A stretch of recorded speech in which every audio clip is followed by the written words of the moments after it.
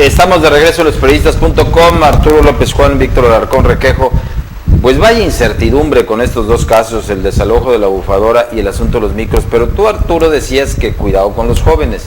Sientes que es inédito, yo no había visto, al menos en 25 años en Ensenada, una reacción de los jóvenes así, pero ya en un domingo, sobre todo contra los transportistas. No, ojalá y no ocurra, pero estar jugando con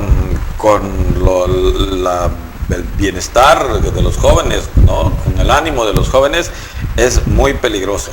O sea, ojalá y no ocurra, ojalá y las cosas se resuelvan, pero digo, Víctor lo dijo o lo comentamos para tomar mi parte de responsabilidad.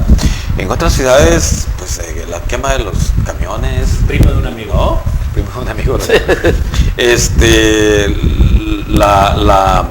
¿No? Los voltean, los vandalizan, los secuestran.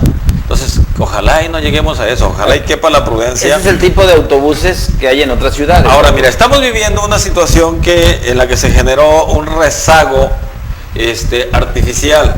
Mira, ahí están los camiones de otras ciudades. Porque mientras, sí, claro, fíjate el tipo de vehículos, mira, ahí está.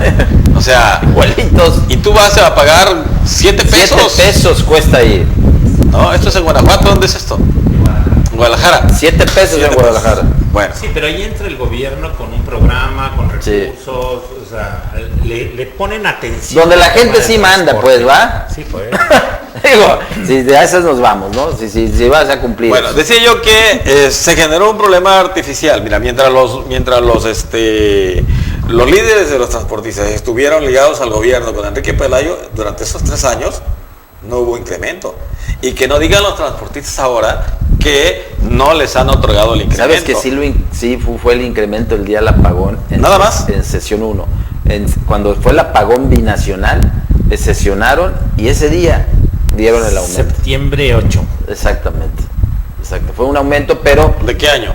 El 2012. El 2012. 2012. Sí, ya. Y entonces tampoco pueden decir que llevan tantos años sin incrementarle, exactamente, ¿no? Sí. Porque con Enrique Pelayo pudieron haber hecho un incremento cada año, no lo hubo.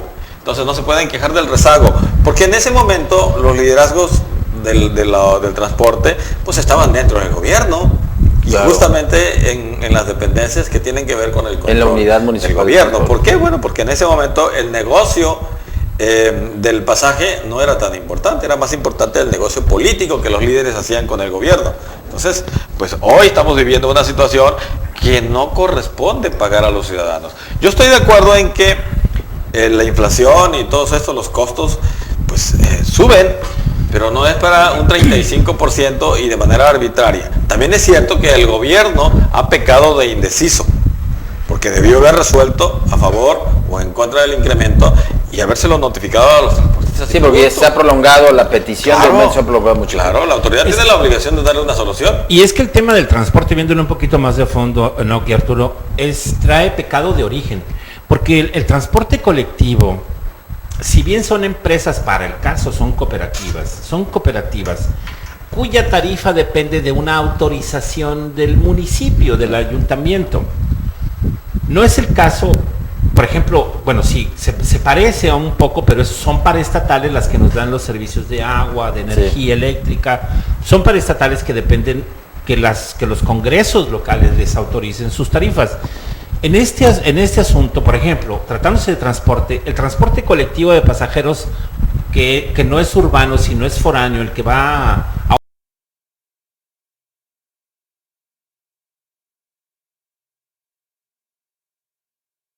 indicadores de mercado, de competencia entre las propias líneas, de estudios mismos, de si no es transporte terrestre, pues la gente tiene opciones del ferrocarril donde lo hay, de la vía aérea donde lo hay, de sus propias vías de traslado, etcétera.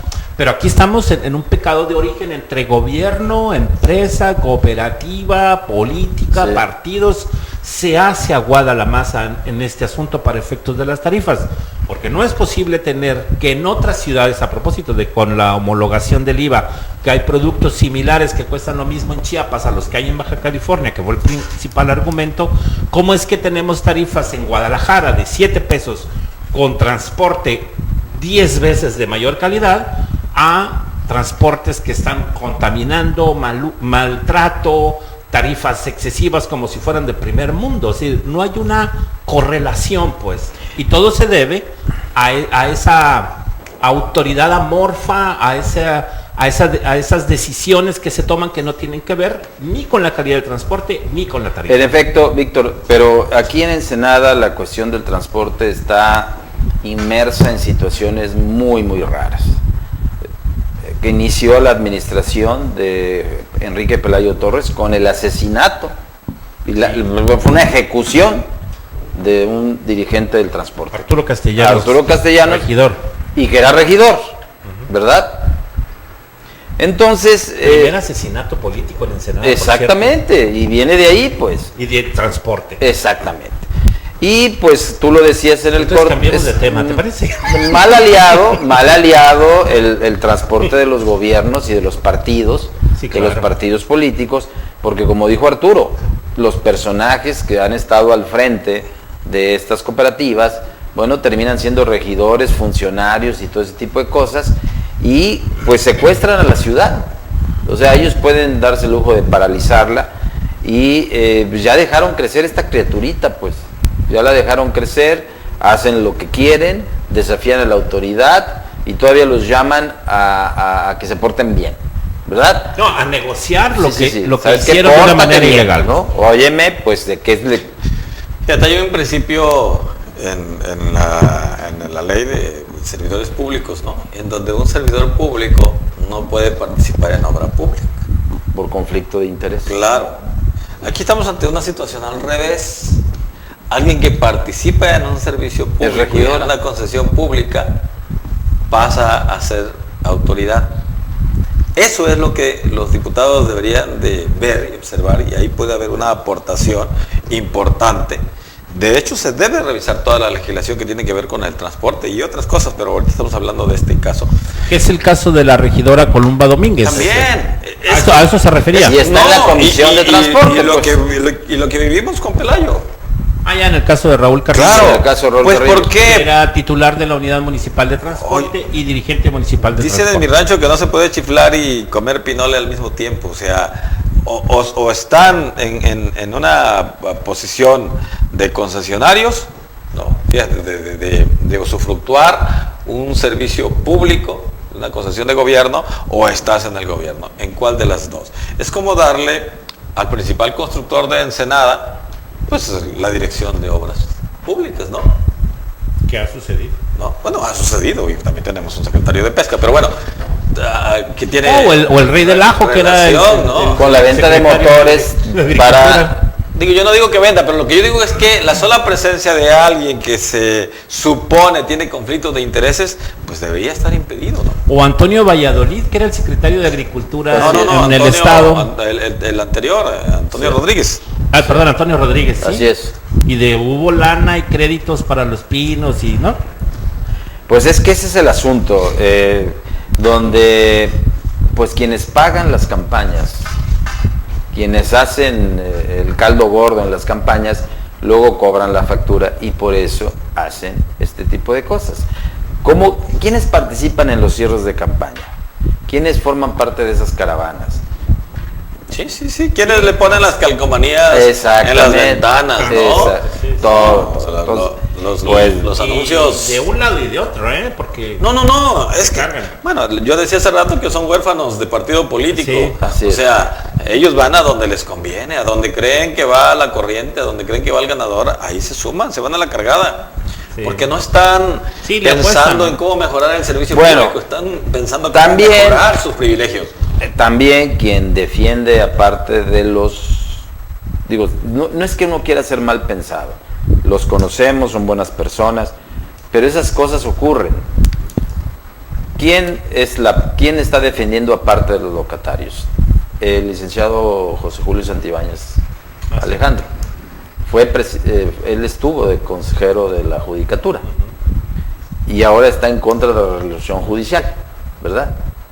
¿De quién es compañero de despacho? En un despacho privado. De Jesús Jaime González Agúndez, secretario general del ayuntamiento. ¿Y quién ha dilatado la ejecución del desalojo? Entonces, Entonces uno se pone a atar esos cabos. Yo sé que molestan, no hay ninguna mala leche, simplemente ahí están los hechos.